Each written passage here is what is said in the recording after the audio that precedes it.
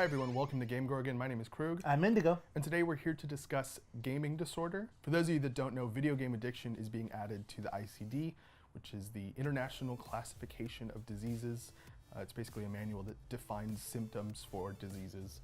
And gaming disorder is going to be basically the video game addiction entry into that manual. What's interesting is that this is the first time that manual has been updated since 1990.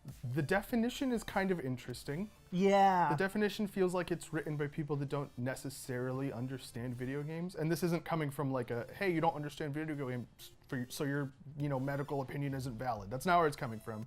But it does kind of read a little weird. Yeah, because a lot of, and I hope that I'm not outreaching, but like a lot of other addictions, for example, substance abuse can easily be like noticed, like right. In the sense that like if you have a drug addiction, it's like, hey, you shouldn't be doing drugs. Drugs are bad. Like, yeah, it's hurting easy. Your life. It's really, because when you boil it down, the definition of an addiction is when you're doing something and it's hurting you, but you continue to do it. You want to do something so much that you'll allow doing it to destroy your life, basically. Mm-hmm. The other definitions that they provide is that you play games and it affects, it becomes more of a priority in your life, and it takes away from other events or other activities that you used to be into. Right. Which kind of... It seems a little like that specific sentence seems like it can be misconstrued, because you could say, oh, I used to really like ballet, but then I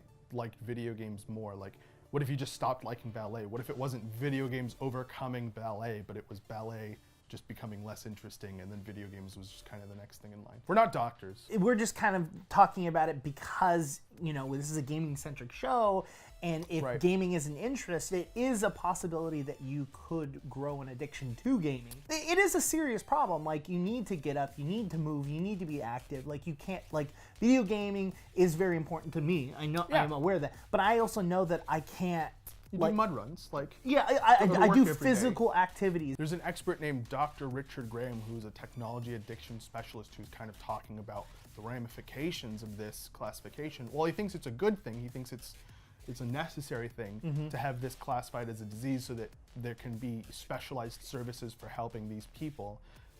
He also is worried that parents are going to be confused and they're going to kind of misread what's going on in their child's lives specifically, because a lot of the older generation doesn't really understand the newer generation's environment. The key to this episode is I think being aware. I think if you think that somebody close to you is experiencing something like this, I think a good thing is for you to call the hotline and just kind of ask them what to do, because they're trained in that stuff, and they can give you the best advice based on your specific situation, presumably. Sure. Or they might just tell you leave it alone. They have to come to the conclusion themselves. I have no idea what they'll say to you, but I think that's kind of the easiest way to get the most accurate information is from the people that are manning those phones that have been trained to do stuff like this. Yeah.